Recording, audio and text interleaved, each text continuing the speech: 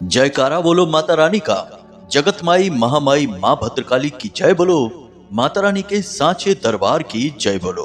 तो कन्या राशि वालों, आप सभी का बहुत बहुत स्वागत है कन्या मंथन भिंड यूट्यूब चैनल में। बंधुओं, 33 करोड़ देवी देवताओं ने आपके लिए भेजा एक बहुत बड़ा संदेश। जी हाँ बंधुओं, दीपावली के तुरंत बाद होगी ये 3 बहुत ही भयंकर और बड़ी घटनाएं जो आपके जीवन को पूरी तरह से तहस नहस और बर्बाद करने वाली हैं। अब समय रहते यदि आप सतर्क नहीं होते हैं और इन घटनाओं के संकेतों को समय रहते आप पहचान नहीं पाते हैं तो फिर आपके जीवन में तबाही निश्चित है। अब यहाँ पर हम ऐसा आपको क्यों कह रहे हैं, जरा इसे ध्यान से समझिए।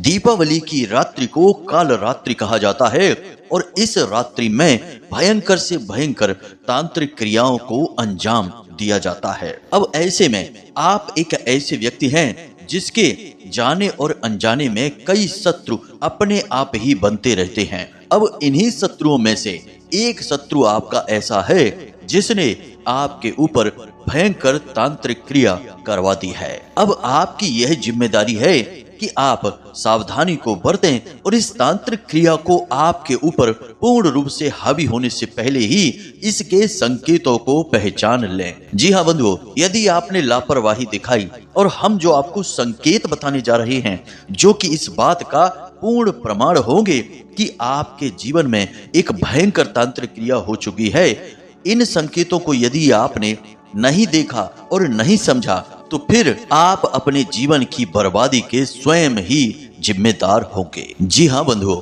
अब जरा ध्यान से सुनिए। हमारे एक जानने वाले हैं, आश्रम से ही जुड़े हुए हैं, उनके एक मित्र हैं, उनकी जीवन की यह घटना है। अभी 1 से 1.5 महीने पहले ही उन्होंने हमको यह घटना सुनाई। आपको भी इस घटना से बहुत बड़ी सीख मिलेगी और यह किसी के जीवन की सच्ची और बड़ी ही दर्दनाक कहानी है। इसे आप जरा ध्यान से सुन लेना, फिर हम सारी बातें आपको विस्तार से समझाने वाले हैं, आपको सब कुछ स्पष्ट समझ में आएगा।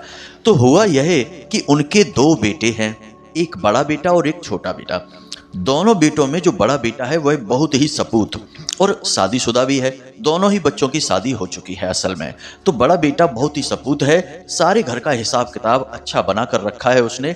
किसान के बेटे हैं तो किसानी करते हैं, ट्रैक्टर वगैरह चलाते हैं, खेती करते हैं और सब कुछ बढ़िया चल रहा था। अब पिछली दीपावली को हुआ यह कि दीपावली पर अक्सर लोग पार्टी वगैरह भी कर लेते हैं। अलग अलग विचारधारा के लोग होते हैं, कोई जुआ खेल लेता है, कोई शराब पी लेता है, कोई मस्ती कर लेता है।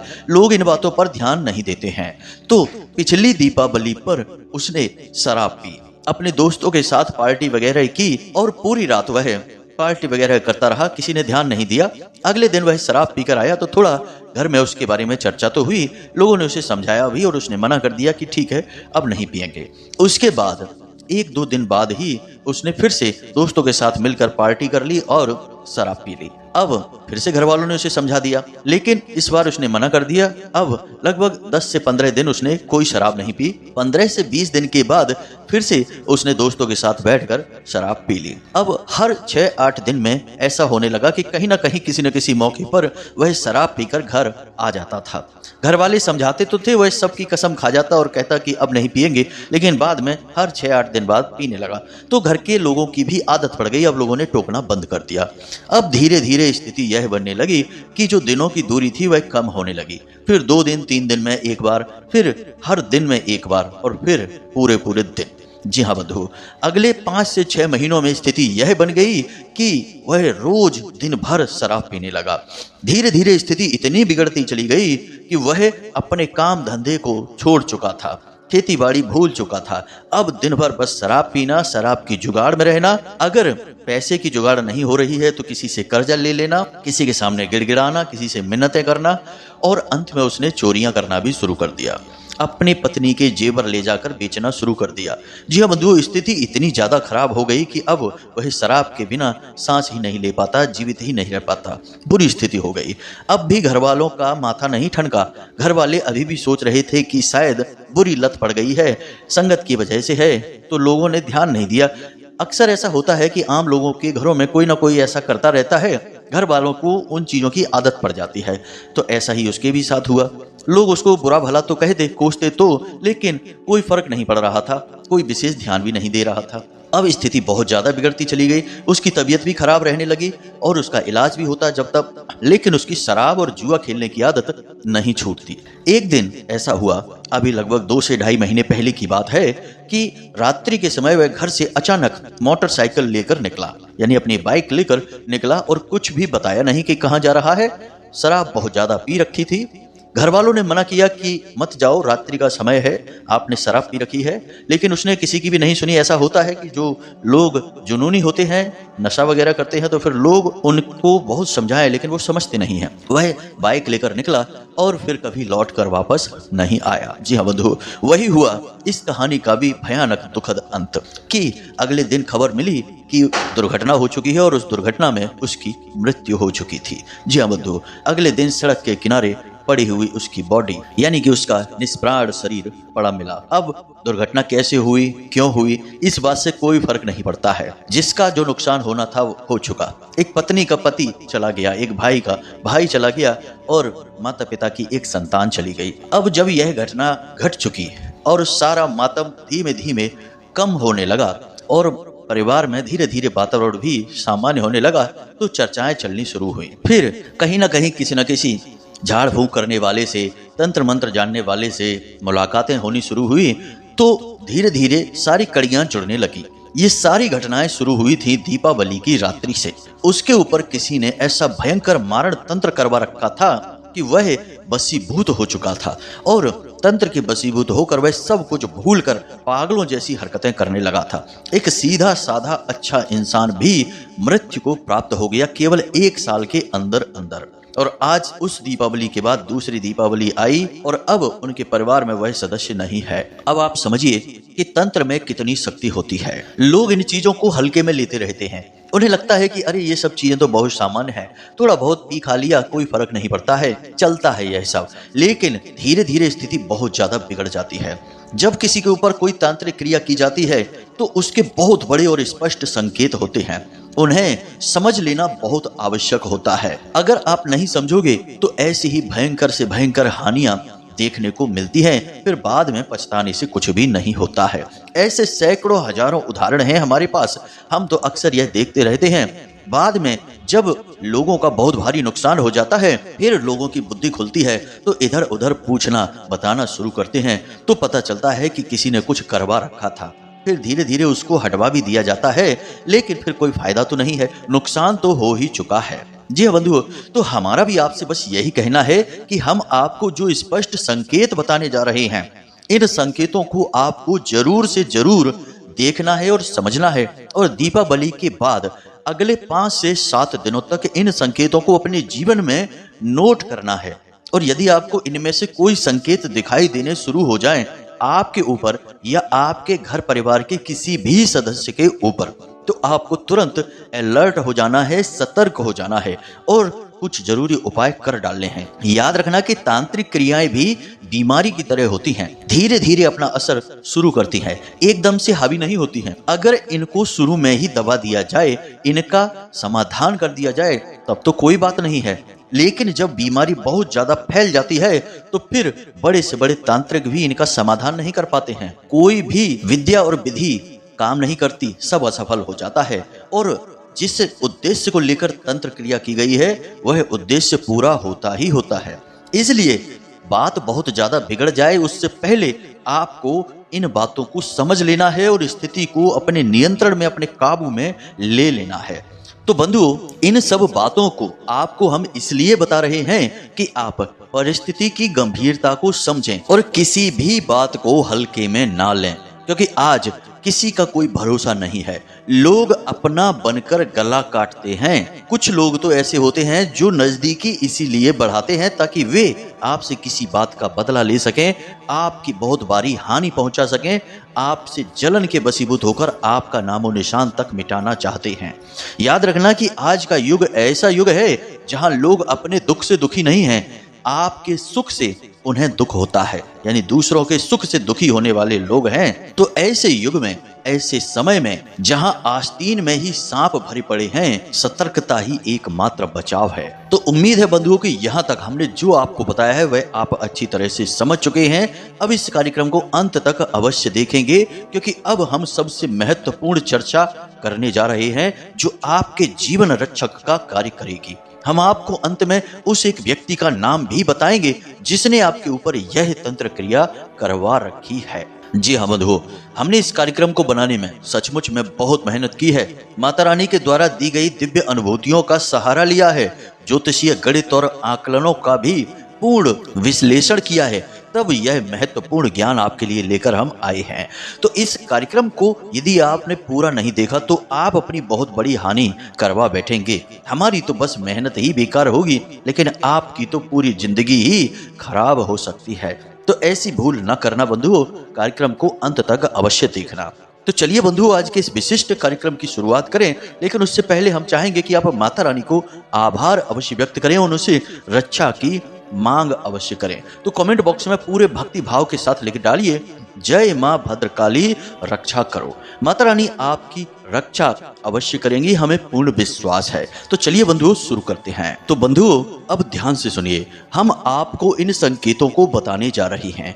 आपको इन संकेतों को पकड़ना है, और यदि आपको अपने जीवन में इनमें से एक दो संकेत भी दिखाई दे रहे हैं तो जल्द से जल्द इस एक क्रिया को अपने घर में कर डालना, ताकि इस तांत्रिक क्रिया से आपको शुरुआत में ही मुक्ति प्राप्त हो जाए।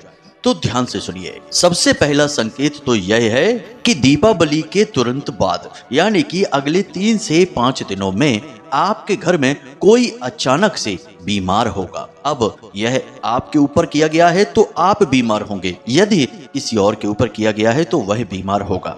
मतलब कि बीमार होगा ही, और बीमारी ऐसी होगी कि कुछ पता नहीं चलेगा। टेस्ट वगैरह में कोई बड़ा रोग नहीं निकलेगा, लेकिन जो बीमार हुआ है उसकी हालत निरंतर खराब होती चली जाएगी।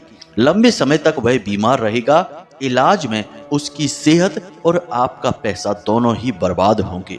अब ऐसा भी हो सकता है कि वह जल्दी जल्दी बीमार होगा, जल्दी जल्दी ठीक भी होगा, यानी कि आज इलाज कराया और 4 दिन बाद फिर बीमार। तो इस तरह से पता चल जाएगा कि इसके ऊपर कोई तंत्र किया गया है। यानी कि यह पहली अजीब सी घटना और संकेत है जो आपको बताएगा कि आपको सतर्क होना है। दूसरा बड़ा संकेत यह है कि जिस इंसान के ऊपर यह तंत्र किया गया है उसकी आदतों में अचानक से परिवर्तन आना शुरू हो जाएगा। मतलब कहने का यह है कि पहले जो उसे चीजें पसंद नहीं थी, अब वह उन चीजों को पसंद करने लगेगा। मानकर चलिए कि पहले कोई मीठा कम खाता था तो अब वह मीठा ज्यादा खाने लगेगा। पहले कोई मांसाहार नहीं करता था तो अब वह मांसाहार करने लगेगा। शराब नहीं पीता था तो शराब पीने लगेगा। गलत लोगों की संगत में घूमने लगेगा। गलत कार्यों और गलत बातों में बहुत अधिक रुचि लेने लगेगा। यह बहुत बड़ा तंत्र होता है, और इस तंत्र के माध्यम से किसी भी इंसान की जान तक ली जा सकती है। यह मारण क्रिया का ही एक विशेष प्रकार है जिसमें इंसान को धीमे धीमे मृत्यु की ओर ले जाया जाता है। एक समय आता है जब इंसान सब कुछ भूल जाता है, लगभग पागलों जैसी हरकत करने लगता है और किसी न किसी गंदी आदत में डूब जाता है। तीसरा संकेत यह भी बहुत महत्वपूर्ण है, इसे भी जरा ध्यान से सुनें। आपका कहीं पर कोई काम बन रहा होगा, जैसे कि कोई डील है, व्यापार की डील है, कहीं से पैसा आने को होगा, या फिर कोई विवाह आदि तय हो गया होगा, यानी कोई भी ऐसी चीज जो आपकी तय हो चुकी है, लेकिन वह अचानक से टूट जाएगी, वह डील खराब हो जाएगी, बनता काम अचानक से बिगड़ जाएगा, जिसकी वजह से आपको रुपए पैसे की और सामाजिक मान प्रतिष्ठा की भी बड़ी हानि देखने को मिलेगी। इसी के साथ साथ कुछ और संकेत भी हैं, जैसे कि जिसके ऊपर यह तंत्र किया गया होगा उसकी खाने पीने की आदतों में भी विशेष परिवर्तन आएगा। जैसे कि या तो वह खाना लगभग पूरी तरह से छोड़ ही देगा, भोजन में उसकी रुचि ही समाप्त हो जाएगी। पहले जहां पेट भर खाना खाया करता था, अब वह बहुत कम, ना के बराबर भोजन करेगा, केवल जिसमें वह जीवित रह सके। उसकी इच्छा ही भोजन के प्रति समाप्त हो जाएगी और दिनों दिन वह कमजोर होता चला जाएगा, चेहरा उसका मुरझा जाएगा। इसी के साथ साथ इसका ठीक उल्टा भी हो सकता है कि वह इतना भोजन करना शुरू कर दे कि आपको खुद भी आश्चर्य होगा कि यह इतना भोजन कैसे कर सकता है, लेकिन उसके खाने पीने के तरीके तक बदल जाएंगे, वह जानवरों की तरह भोजन करना शुरू कर देगा। इसी के साथ साथ कुछ संकेत ऐसे भी हैं जो सामान्य भी कहे जा सकते हैं और इनके माध्यम से बहुत कुछ पता भी चल सकता है। जैसे कि जिसके ऊपर तंत्र हुआ है, पूजा पाठ से उसकी रुचि समाप्त हो जाएगी, भगवान का वह नाम भी नहीं लेगा। इसी के साथ साथ रात्रि के समय उसे नींद नहीं आएगी, बेचैनी बहुत होगी, नींद यदि आएगी भी तो उसे बुरे सपने भी आएंगे जिससे वह डर कर जाग जाएगा। तो वैसे तो देखा जाए तो बहुत सारे संकेत होते हैं, लेकिन जो मूल संकेत हैं वो हमने आपको बता दिए हैं। कुछ संकेतों में देखा जाता है कि जिसके ऊपर तंत्र हुआ है उसका चेहरा पीला पड़ने लगता है, उसके बाल भी अचानक से झड़ना शुरू हो जाते हैं। बालों का अचानक झड़ना शुरू हो जाना भी एक बड़ा संकेत होता है। एक और हमारे जानने वाले थे, उनके साथ भी यही हुआ कि उनके साथ छोटी मोटी दुर्घटनाएं होनी शुरू हो गई और अचानक से उनके बाल बहुत ज्यादा झड़ने शुरू हो गए। जब उन्होंने हमको यह बताया तो हमने उनसे कहा कि आपको थोड़ा सा सावधान रहना होगा, क्योंकि हमको शक हुआ कि उनके ऊपर किसी प्रकार की कोई क्रिया की गई है। लेकिन उन्होंने हमारी बात को ज्यादा गंभीरता से नहीं लिया। बात तो उन्होंने सुनी, लेकिन हमने जो जरूरी कुछ क्रियाएं करने के बारे में बताया उनको उन्होंने नहीं किया और फिर वही हुआ जिसका डर था। एक ऐसा भयंकर एक्सीडेंट हुआ, दुर्घटना हुई जिसमें कि उनकी जान ही चली गई। यह बात लगभग 2 से 2.5 साल पुरानी अवश्य है, परंतु आपको हम इसलिए बता रहे हैं कि बाल झड़ने वाले संकेत से हमें उनकी घटना याद आ गई, तो यह भी एक बड़ा संकेत है। तो अब यहाँ पर हमने आपको जो संकेत बताए हैं, इन संकेतों को आप अपने जीवन में उतार कर देखना। अगले 3 से 5 या 10 दिनों में आपको इनमें से कुछ भी संकेत दिखाई देने शुरू हो जाएं तो आपको सतर्क हो जाना है, समझ जाना है कि किसी प्रकार का तंत्र या कोई बड़ी क्रिया आपके ऊपर कर दी गई है या आपके घर के किसी सदस्य के ऊपर कर दी गई है। तो अब ऐसे में आपको क्या करना है यह बहुत जरूरी है, क्योंकि समस्या तो कोई बात नहीं बताती, हमने आपको समाधान ना बताया तो बात पूरी ही नहीं होगी। समाधान आपको जानना बहुत जरूरी है। तो अब जब आपको पता लग जाए कि किसी सदस्य के ऊपर यह क्रिया की है या आपको खुद पर भी शक होने लगे कि हाँ आपके ऊपर ही कोई ऐसी क्रिया की गई है, तो आपको कुछ जरूरी कार्य तुरंत करने शुरू कर देने चाहिए। पहला कार्य तो यह है कि आपको उस इंसान के नहाने वाले जल में थोड़ा सा नमक, समुद्री नमक मिलाना शुरू कर देना चाहिए। इसी के साथ साथ उस इंसान को हल्दी की माला तुरंत पहना देनी चाहिए। यह बहुत ही आवश्यक क्रिया है। इसी के साथ साथ कुछ छोटी छोटी बातें और हैं जो शुरू कर देनी है, जैसे कि वह इंसान जिसके ऊपर क्रिया की गई है वह जो भी पानी पीता है उस पानी को तुलसी की पत्ती से शुद्धिकरण कर देना चाहिए। मतलब कि वह बर्तन जिसमें कि पानी पीने के लिए भरा जाता है उस बर्तन में 3 से 5 तुलसी मैया की पत्ती तोड़कर डाल देनी चाहिए। अब याद रखना कि तुलसी मैया की पत्ती का कुछ विधान होता है, जैसे रविवार के दिन और एकादशी के दिन तुलसी मैया से पत्ती नहीं तोड़ी जाती हैं।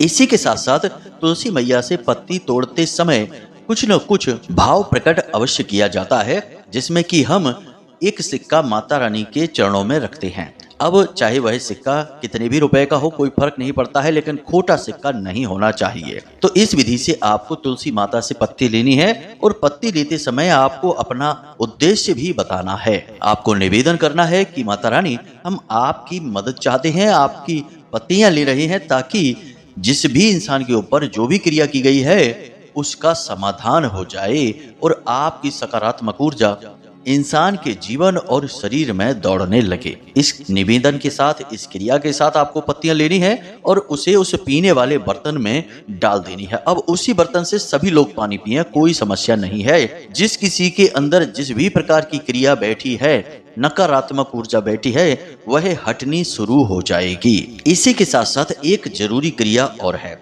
जिसे हम रक्षा कवच या बंधन बनाना कहते हैं। इसे भी ध्यान से समझिए, यह सरल है। हमने पिछले कुछ वीडियो में भी रक्षा कवच के विषय में आपको ज्ञान दिया था, लेकिन कुछ लोगों ने कहा कि गुरुजी वही क्रिया थोड़ी कठिन है और कर पाने में थोड़ी सी मुश्किल है। तो अब सरल क्रिया बता देते हैं।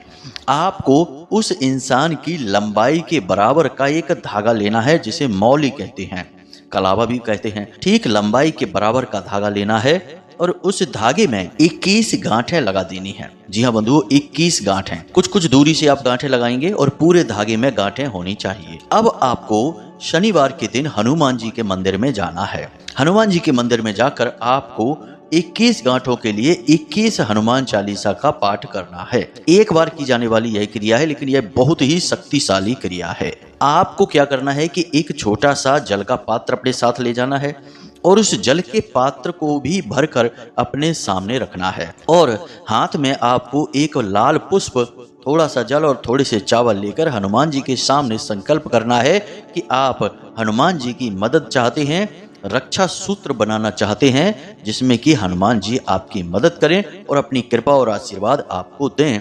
और आप 21 हनुमान चालीसा का संकल्प लेते हैं। आप ऐसा कहते हुए अपना नाम, अपना गोत्र, अपना स्थान और अपने पिता का नाम अवश्य बताएं और जल को हनुमान जी के सामने छोड़ दें। यह संकल्प की क्रिया है। इसके बाद आप 21 हनुमान चालीसा का पाठ करेंगे। आपको हनुमान चालीसा का पाठ करना है। उसके बाद हनुमान जी के बाएं पैर का सिंदूर आपको लगाना है एक गांठ के ऊपर, यानी कि प्रति गांठ एक हनुमान चालीसा है। साथ ही साथ जब आपका चालीसा पूर्ण हो जाए, यानी एक चालीसा पूर्ण होते ही जो सामने जल रखा है उस जल में भी आपको एक बार फूंक मारनी है और फिर से दोबारा हनुमान चालीसा का पाठ शुरू करना है। दूसरा चालीसा पाठ पूर्ण हो जाए तो फिर से हनुमान जी के बाएं पैर का सिंदूर, थोड़ा सा सिंदूर निकालकर अपने पास रख लें और उसमें से थोड़ा सा सिंदूर लेकर अगली गांठ पर लगा दें और जल को फूंक मार लें। इस प्रकार 21 बार हनुमान चालीसा पाठ करें। समय लग सकता है 1-1.5 घंटे का, परंतु यह बहुत आवश्यक है। अब आपने जब चालीसा पूर्ण कर लिया, यानी 21 बार चालीसा पूर्ण कर लिया, 21 गांठों पर हनुमान जी का बाएं पैर का सिंदूर लग गया, जल भी आपने फूंक मारकर अभिमंत्रित कर लिया। अब आपने क्या करना है कि अंत में बजरंग बाण का पाठ करना है।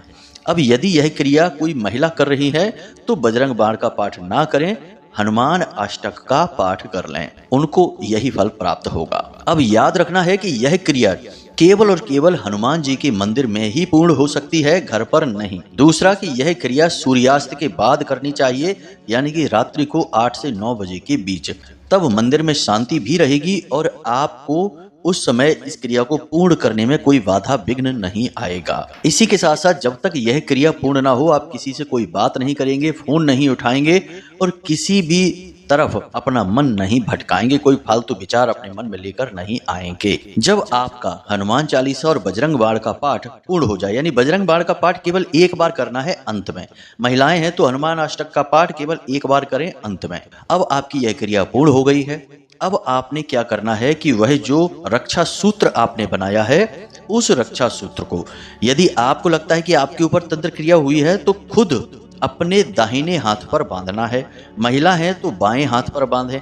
किसी महिला ने अपने पति के लिए तैयार किया है तो पति के दाहिने हाथ पर लपेटें, कलाई पर। और आपने किसी अन्य व्यक्ति के लिए यह रक्षा सूत्र तैयार किया है तो उसके लिए भी यही नियम है, महिला और पुरुष के अनुसार हाथ बदल जाएगा।